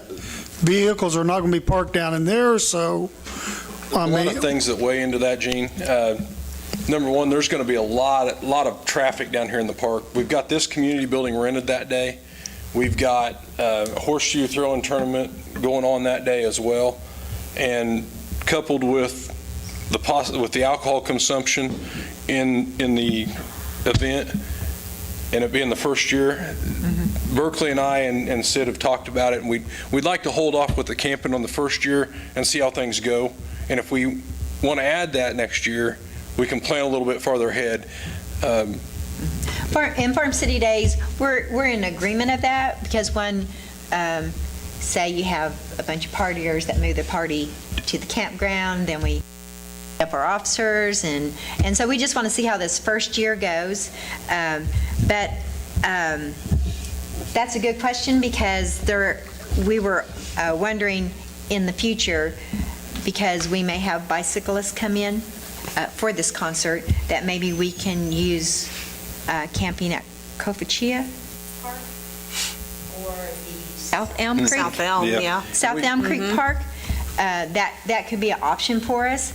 We'd love to be able to tell people that come in, that ride the trails, that want to go to the concert, that there would be opportunity for them to. Does the RV lot guy out there, does he have tent camping spots also? I think they'll allow. So that would On the be, very west end. okay, so that there's at least an option somewhere close to Yes. the edge of town for Yes. camping, okay. And the next question I got is, why can't the pool stay open till 5 o'clock? I mean, if the Horseshoe and this building and all those people coming in, there's going to be, a potential of a lot of people wanting to go swimming. I mean, We haven't quite figured out the time frame of the pool yet as far as when we would recommend opening it and closing it. I guess my concern is every bit of this parking down here in the park is going to be, this building is scheduled to be out by 5 o'clock that afternoon, I believe, Gene. And so is the Horseshoe thing, typically is over by 5. So their gates open at 4. We may have a little bit of overlap, but the pool doesn't close till 8 that evening. We're going to have a lot of issues. well, I was thinking, that'd be open till 5. And honestly, with the cost, it's not worth opening the pool, honestly, for half a day. Your pool staff coming in and cleaning the pool, and it's probably beneficial to the city just to close the pool that day and not have the expense. I mean, that's where I'm coming from anyhow. We can certainly look at some reduced hours, but by the time you get it open, you're going to be turning around and shutting it down and cleaning it up. And from a staff's perspective, that time spent on that is probably not going to be worth the time to have it open that day. Okay, I was just wondering. I'm going to ask Donna how she feels about that. I agree. Talk in the mic. Okay. I just asked Donna because I see Donna at the pool every day, so I figure she's got a pretty good pulse on that. Okay. I mean, do you want me to go through these, each one of them, guys? Or No. I think the only ones that are of major anything is the electric usage and the water usage, and they've agreed to pay for the usage. What we'll do on those is, we'll read the water meters out on those frost-free hydrants on a Friday afternoon, and then we'll read them back out on a Monday. They'll pay the usage only, and the electric will be the same way. We'll waive the hookups, kind of like what we did for Thrive over here. We'll waive the hookups, we'll set those meter loops, we'll read them out, and they'll pay for the usage on them. This is a good event. I think it's worthy of giving that. This is going to be a pretty massive undertaking for the staff as well as these guys. So the police and fire are going to be busy that night. They'll be down here. Are you doing anything to take measures to the neighboring people so that they know this is happening? There will be some noise Virginia coming. answer that. I know they've been And that, working on it. because I know that was an issue even from the circus because the animals were too loud. So, I mean, are you doing something to appease all of these neighbors? We're all about preventative measures, and so we're doing some good neighbor politicking out there and policies, and just getting some feedback, because we are concerned about the neighborhood, and we want everybody, to at least enjoy it. There'll be several that you'll never be able to please. Yes. But when you weigh it up, those few holding back, thousands in the amount of money that it will bring into the town, it far outweighs that. But we will certainly make an honest effort. Doing your peacemaking part We are. of it. Okay. We will do an honest That's all you effort can do. in getting everybody on board. That's all you can do. Thank you. Council, are there other concerns on the items, or? Now, when will this alcohol resolution has to be done? So it got to be done so many days before? We'll most likely bring it at your next meeting when I bring this resolution with this, Gene. We just didn't have time to prepare that full resolution for the liquor. We'll bring it and the resolution with the remaining items. As long as you guys are good with my recommendations on here, that's what I'll bring back to present to you. If you want me to change something, now's the time.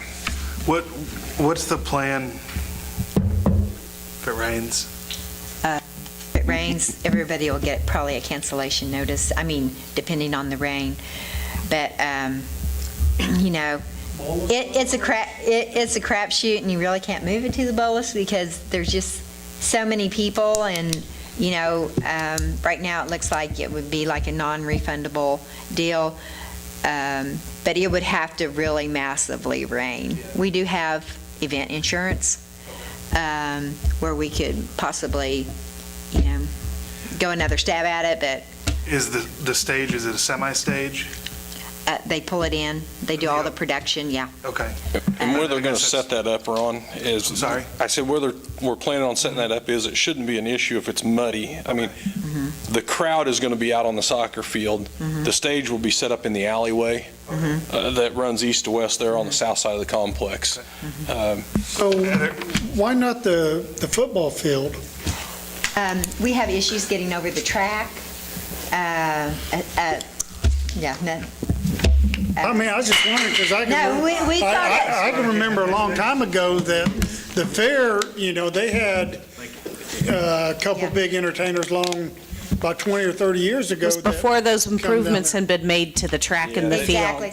And the fencing. The fencing's permanent over there, so it'd be hard to bring that stage, that semi that unloads that stage. Believe me, we thought of that, because that would be the perfect thing, because it already has seating. But when you look at the logistics of it, it was just too hard, and the damage to the track, we didn't want to forgo that, and if it rained, it might be a whole nother deal, yeah. Yeah, I was just wondering. Do you have any plans for the ditch there, blocking the ditch off from the field side? My understanding is they're going to put a temporary fence up. Okay. And it will most likely be on the backside of that ditch, so Yes. you don't have the pedestrians falling off in it. And like I said, there's going to be a lot of police and fire presence down there. I mean, most likely whoever's on shift, and I know Chief's planning for extra as well, just to have presence down there in case there is an issue or somebody gets hurt, God forbid. We do have Tramac. I talked to Tramac, and we are going to use their office parking lot for handicap parking and have a handicap entrance so that they won't have to negotiate the hills or anything like that. We will have a golf cart service for people that, need a little help to get to the event. And of course, police and fire will be back here by Tramac to access any big presence for them to be there. We also have private security. So, I guess if you guys don't have any other questions or No. concerns, I'll draft a resolution and we'll have it on your agenda for the next meeting for approval. And I'll work with Roxanne. She's going to do the alcohol side of it for the beer garden. I just didn't know if that had to be done so many days in advance or what. Probably need your alcohol when he becomes. we just got through talking about that. She's having a baby Thursday, and we may be able to get that done before the 27th. But all in all, the ticket sales are strong. Our web presence is almost out, it's out doing what we thought it would do. And we haven't even launched the main campaign with neighboring papers and communities. So it gets bigger every day. Do you have anything planned for signage for people to parking and where to go? We're working on that right now. There has to be some kind of signage, whether it's barriers or, with this detour, we're going to be very cautious and make sure that it's clear where people need to go. We're working with the Masons on parking, and they've done parking before, so. I think they do it down at the Speedway on big events for them, help it down there, so. And so they'll be great, great at input on where our signage needs to be, but everybody seems to be following on Facebook and Twitter, anybody that's bought tickets. We have a really good response rate on any kind of emails, so if we have them signed up or we have their email, they'll get notice updates. So if we have to change anything. So we're trying to stay in communication. Thank you for putting it all together. Thank you. Thank you. Item B. This is the conversation over the park recreation trail fee. We've talked about that previously. Staff is kind of trying to get some numbers wrapped around it. Had proposed to put a $1 fee on all water bills and a $1 fee on all electric bills. So if somebody who lived in the city limits had water and electric with us, they would pay $2 towards this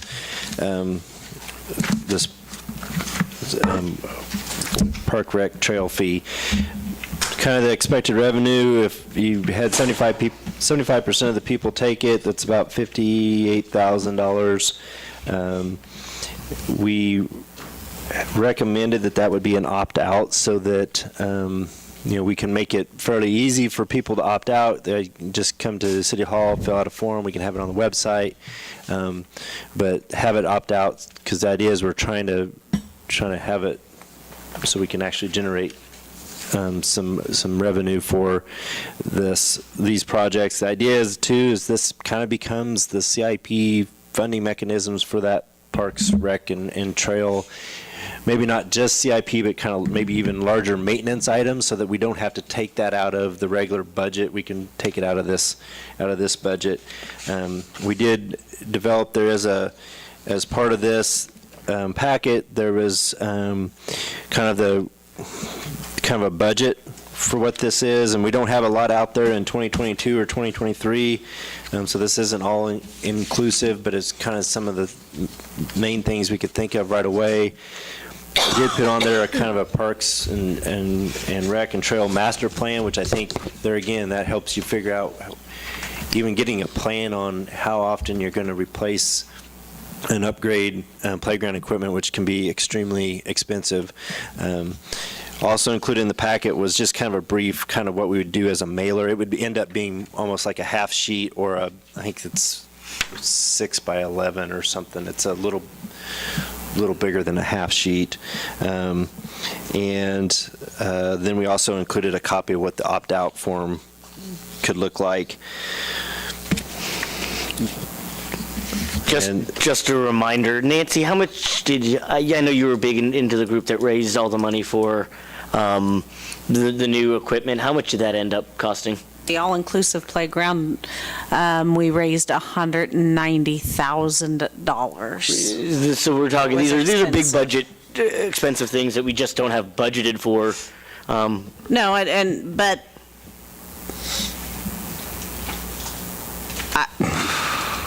I just don't know if this is the right time to do this.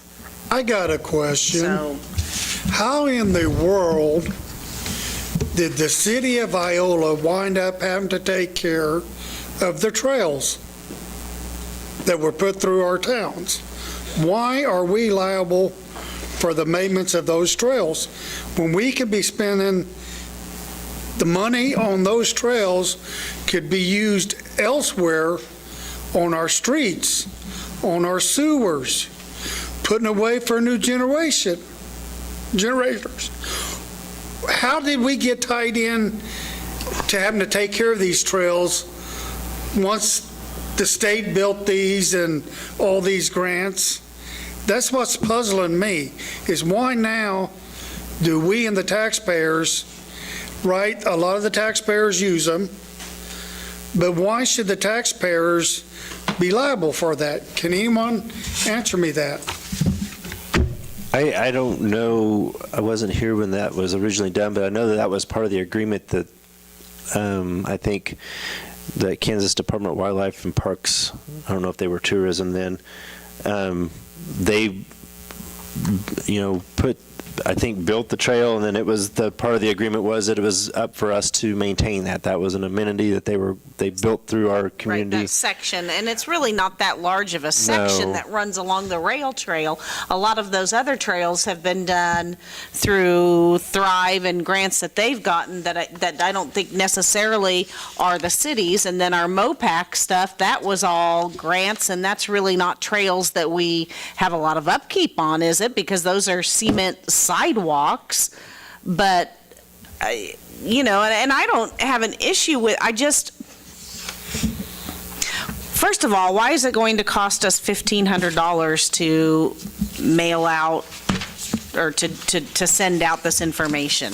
Is there an easier, cheaper way to do this? And also, is there a way to do this opt-out to where all you're doing is going to the website and you're just clicking a few buttons and filling it out online, and you're not having to go into the city office? Because I think that I think there when are... we first talked, we even talked about having a phone call, being able. Yeah, I mean, there are a lot of people that don't have the time to get into the city office. When you work 8 to 5 and you don't have but maybe a 30-minute lunch break or even an hour lunch break, the last thing you want to do is have to go into the city office to fill out a form to opt out of it. If we're going to do this, we need to make it as convenient as possible for the people that do not feel as though they can afford to take a part of this. Isn't there an option to opt out on cityofiola.com? I mean, can we create a form? Can you I create read that here. a survey? We would have the ability to get that form downloaded off the internet. I think we can probably So they'd have to download it. We could probably have a fillable form that would go directly to us. And I think ultimately that speaks to what does council want to do with this? Because if you're trying to generate revenue to pay for these improvements, you maybe you don't even want to look at an opt-out. It just is the fee. Because honestly, I think if it's a click of a button, I don't know what your take rate would be. I would imagine it's going to be much lower. You're right, but we also don't want people looking at this as, which you've heard and people say, even though it's not a tax, as another tax that they are paying because we're taxing, and this is not a tax. So therefore, if it's not a tax and it's not something that they have to pay, it should be a pretty easy way for them to say, no, I'm not going to pay this. Maybe it's even just right there on their bill. They can check the box and pay their $2 or check the box and not pay their $2. So their bill either comes in with the $2 added or with the $2 not added to it. How many just as a guess, how many people put money towards a chickadee check off on the income tax in the state of Kansas? I don't, because I don't check that box. I just see a lot of concerns with this. You know, if we go ahead with this. I'm a fan. I mean, I wish we could. But maybe, you know, initially, you know, when we first talked about it, I was all about opt out, but maybe if we're going to do it, maybe the opt-in is the option. I mean, yes, will we get less people?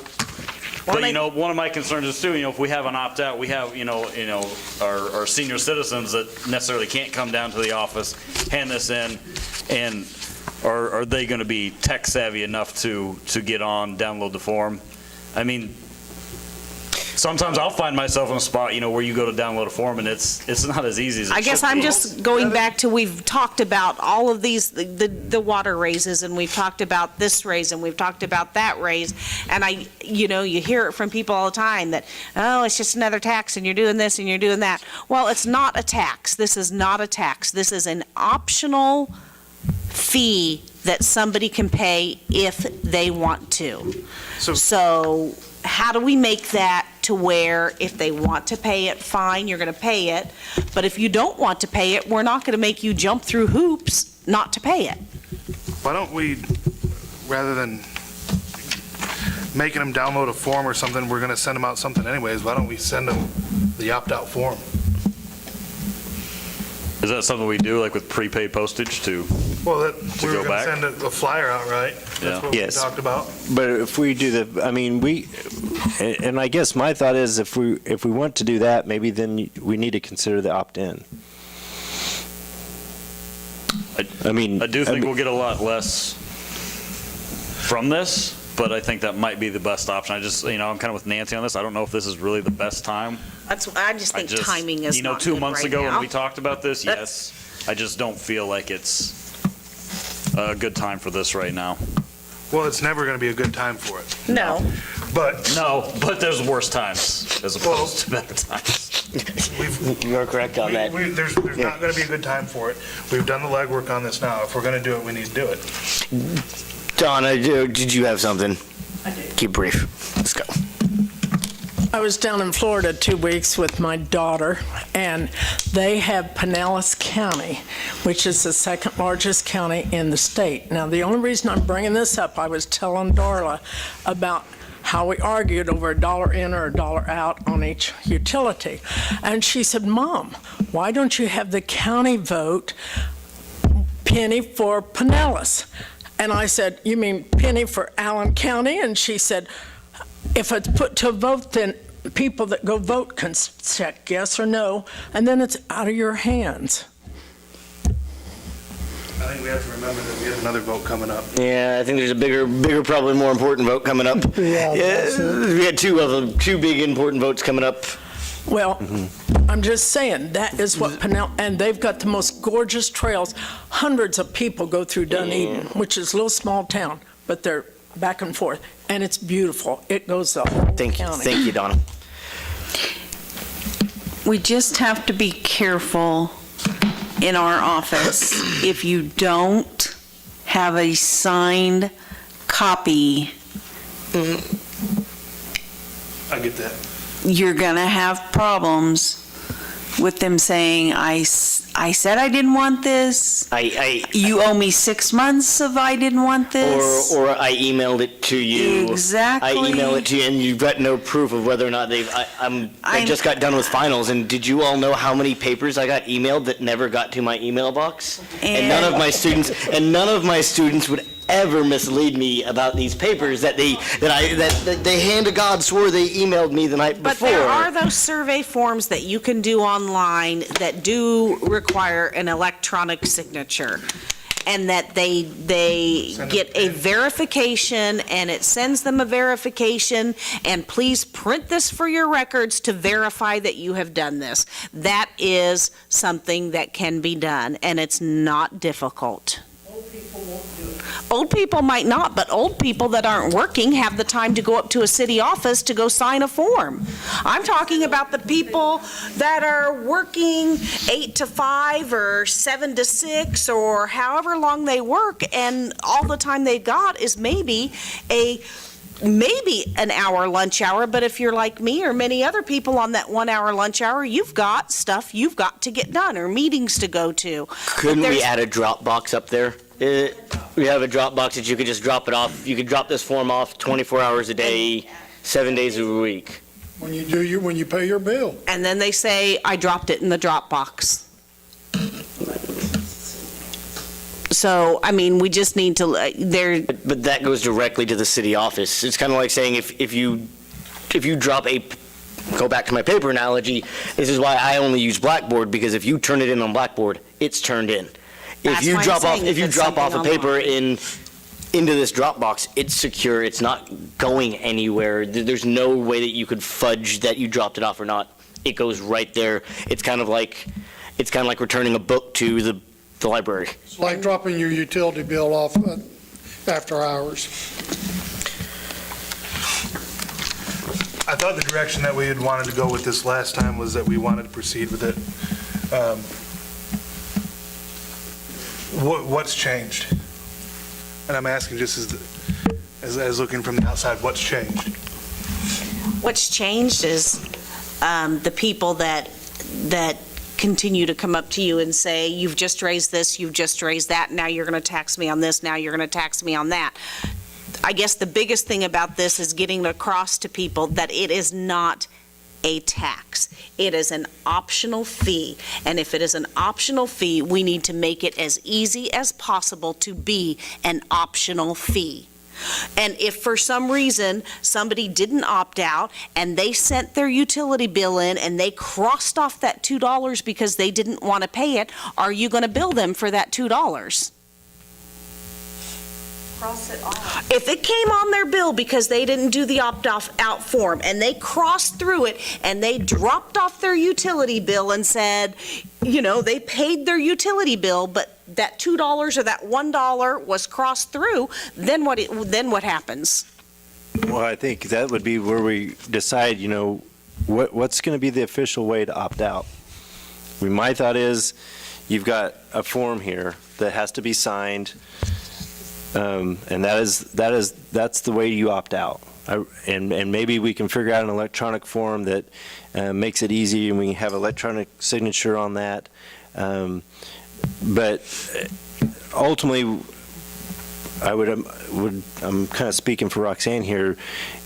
If she has this, and they come in there and complain that they opted out and everything, and this isn't in the file, and it's still showing up on their bill, okay, fill this out, we'll get you off.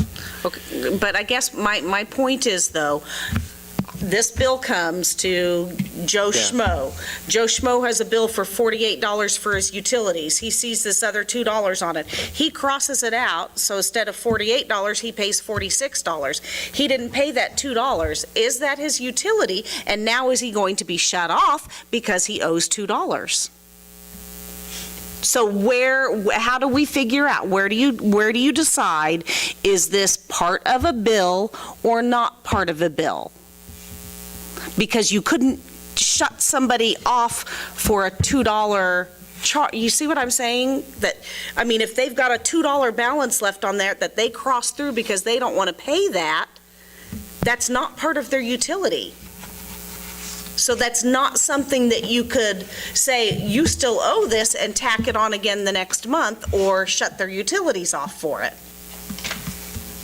I'm just trying to look at all of those different scenarios that could possibly happen. I think that needs to be looked into, So, that that is scenario, something that before we do We anything. need to figure out, and we need to know what's going to happen in a situation like that. And I'm saying that I think that's where staff needs council direction. So, Because right now, if somebody didn't pay their $2 stormwater fee, They wouldn't get shut off the first month, but the fourth month they would. but that's a stormwater fee that they can't opt out of. but this would be a fee that they haven't opted out of. They have the opportunity to opt out, and if they haven't done that, because the thing is, I don't think you want to get in the habit of just because somebody crosses it off, we count that as the opt-out. As a council, how do we feel about the opt-in instead of the opt-out? I thought that we had talked about it, and we decided that it really wasn't going to be much. I didn't like it either, but Worth it foot-wise for staff to do the opt-in, and we thought we were going to get a lot better take rate. I think that the reason that we've changed directions on this is because of the increases that we've talked about in the past couple months. That's exactly why it is. There's no doubt about it. And you're hearing about it from people. I heard about the water more than I heard about this, though. So, I guess true. I want to cover our bases and make sure that if we're doing an opt-out, we're making it as easy as possible, and that we also have an answer for that fee if somebody didn't get their opt-out filled out, they cross through it and they don't pay it.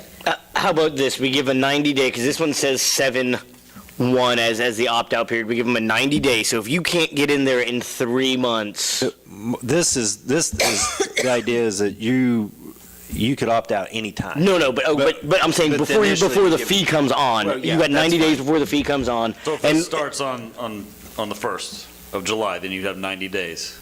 no, so we would give you, before we put any fees on any bills, 90 days. 90 days before okay. Before any optional, 90 days. So whenever we decide to move forward officially and we vote, you've got 90 days. You'd have 2 forms to opt out. You'd have the paper form, and you'd have an online form. If you can't do one of those 2 things in 90 days, I don't think that's necessarily the right option. And the reason I say that is because most people won't realize it until it's on their bill. Is there a way but to you'll have this include mailer. that You'll in have on this the mailer bill, that though? comes out. So why would we wait the 90 days? Is there a way to include it in on the bill where it says park and trail recreation fee, and it's there? I choose to opt out of this fee, you check it, you sign it, you turn your whole bill back in that very first time, instead of completely separate forms that we're making up and we're mailing out and we're spending more money on. I don't think we have room. I don't think we have room on the bill itself. We're not mailing To out do the that. opt-out forms. I thought that we were going to mail out a flyer to let them know. As what we were thinking when we came in here tonight as staff is that we would mail out this flyer. This would be a front and back. Right. Everybody would get that. And then the opt-out form would be done. something, at the time, we were thinking just something that you could download and fill out and bring into City Hall, or that you can pick up at City Hall. Why can't the opt-out be included in on this so that they've already got it in their hands and they can sign it and bring it in? So therefore, it's already been mailed to everybody. It's right here on this, and nobody's having to download anything or print anything if they don't have a printer. I'm sure we could leave some. I mean, there is room if you're talking something this big that you're going to mail out. We talked about that, and there again, it's, what are you trying to accomplish with this? Are you trying to actually generate revenue, or are you trying to put something out there that might generate revenue but make it as easy as possible so that people can get out of it if they don't want it? And the idea is, okay, we're going to make it, in my mind, it's fairly easy to go someplace, download it, fill it out, drop it in the mail, in the mail, in our Dropbox, or bring it in when you pay your bill. And I work at City Hall, so I will take that. But I mean, to me, that's fairly easy.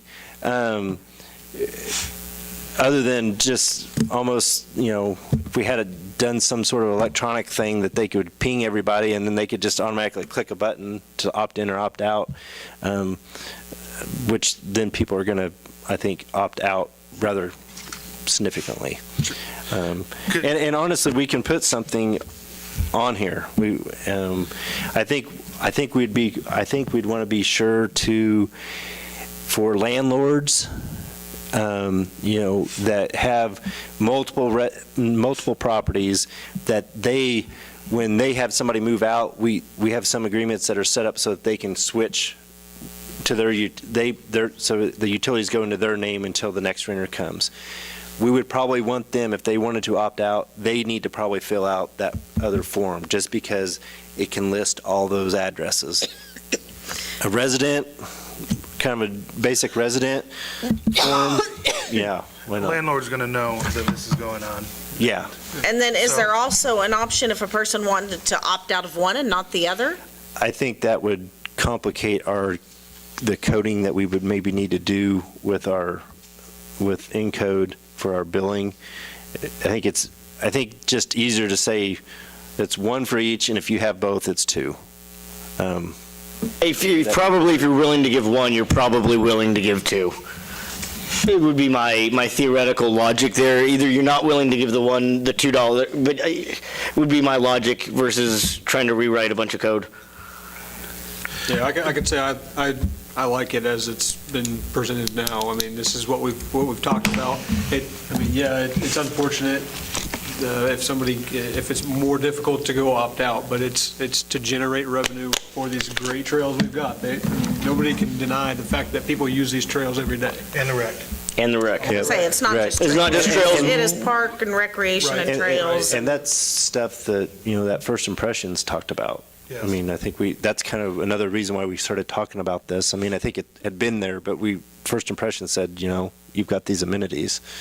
If you could change one thing, I personally would like to see the picture of the spray park taken out so it doesn't look Me like too. we're trying to build a spray park. Well, and the only reason why that was kind of included, and we can definitely take that out, is the idea that if you do a master plan, that is something that people have tossed out, and it was kind of like, here's things that we have that we would maintain, here's, a potential thing in the future, but we can take that. Well, I hope they're willing to donate $2 then. I think, something Take out which else. picture? The splash pad. The rendering for the splash park, I think we just need to feature what we actually have. And we will lay them on our desk, front counter, and we will put them in the, Can we put And them outside for after hours, like in a little That's what I was holder or something? Some kind of box. Kind of like when you go to look at a house after Yeah. hours? yeah, see what we can do. We might be able to do something like that. We should have those little deals on the front that were just an out. So is the cost involved in doing this, the postage on that 1,500? It's postage and printing. And That was some local quotes that we got. What is that, 30 cents a? have you, Oh, 50 cents per, no. We basically just got some quotes. I mean, It's about 30 cents with the mailing per flyer, right? If you're sending out 4,500 of them in, I think that's about right. 1,500. Yeah. So it's about 40 cents. Okay. Oh, boy. We're going to have to hold this meeting up. Swim out of here. Do we have a consensus? Do we have a consensus on this? I'm done. You good? Yeah, I'm good. Just make those changes and let us see them. Do you have a consensus Okay. on this? So are we, I mean, an ordinance that we would establish this fee as proposed with $1 on each utility of the water and the electric, and that we would make it opt out. I think that's the main things that we can bring, I mean, that we would have to have approved. We can, if we want to talk about details about whether we want an electronic form that they can print out and sign electronically and send to us and all that, we can kind of iron that out at the next meeting as well. I feel like there needs to be both electronic and. But we're good with something that would come with the fee as proposed and being opted out, and that we'll have to have language in there how that opt-out is, but, okay. All righty. Sir from QuickCom, were you wanting to address the council at some point? We have moved past that discussion, but I can see if they'll suspend the rules for you. No, we had some lightning damage. I meant to be here at the meeting, and we had to fix some stuff out. Okay, I'm sure Sid will get with you. We'll get with you afterwards. I didn't know if you wanted to address us, that we could move back in. Okay. Okay. That's fine. So council and administrator reports, I believe we start with Mark, who's gone. Aaron, I Chase. have nothing this evening, thank you. Eugene. Just congratulations to our new board member, or council member. Andy? Just very much glad to be a part of this, so learning lots here. Don't be afraid to talk. All right. I got nothing. I was approached by somebody in the community last week that had made mention that they were down at the community gardens, and they had noticed one of the strong supporters of Humanity House washing their vehicle with the water down there. And I addressed that issue with the director of the Humanity House myself, because I got the same butt chewing. It doesn't look very good when we donate $1,100 worth of water and we have people down washing their vehicles. And I'd like to say to all the citizens of Iola, I'm sorry. Mike. Just want to give a kudos to the electric crew. I had, my power went out late last week. I heard something blow at like 4:30 in the morning, and when I left for work, it was already fixed and my power was on. Nate. Squirrels. It's always squirrels. I think that was probably the one where, was it like Thursday or Friday? Yeah, something. I think there was a tree branch that took something out, took out a fairly significant section, so, yeah. Nancy. Congratulations, Danny. Welcome aboard. Sometimes we don't go this long, sometimes we do.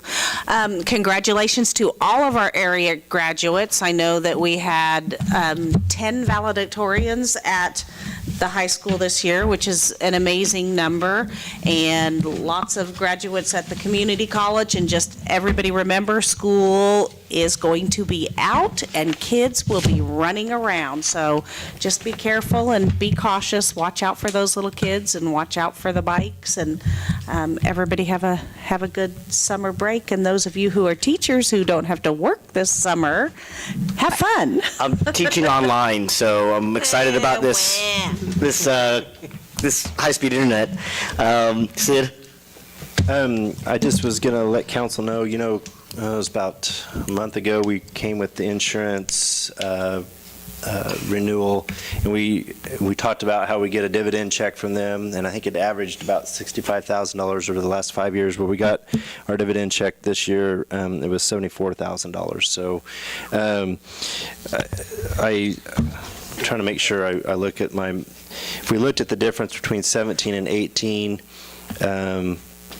That difference was about $45,000, so we more than made up that difference than what with the increase that we saw. So that was a good thing. I think I sent out. What was our billing at, 347? 434. Good return. Really? I had sent out an email early, late last week, I think, about the water rate ordinance. As we got to review that vote, it does take a majority of the governing body to pass an ordinance in the state of Kansas per statute, which means that it doesn't matter if we have vacancies or people gone, we have to have 5 no matter what. So that item will come back to council on May 29th. Thanks, Sid. I meant to actually bring that up. I'd interpreted it with, I thought with the vacancy that there's a vacancy that there couldn't be a vote. It was also kind of I had talked to Sid, and I didn't want to put the water rates discussion on your very first meeting to be like, hey, here's this packet, welcome aboard. We had already some big discussions tonight, but I felt like just for you coming on board, and that again, I'll take the blame on the way that I interpreted that. So that's on me. Sid, anything else? That's all I have. I'll make the motion that we adjourn for the night. I will second it. There's a motion and a second to adjourn. All those, there's multiple seconds on that. You gotta vote yes. All those in favor, please show a voting sign. Opposed, same sign. I don't even get a vote.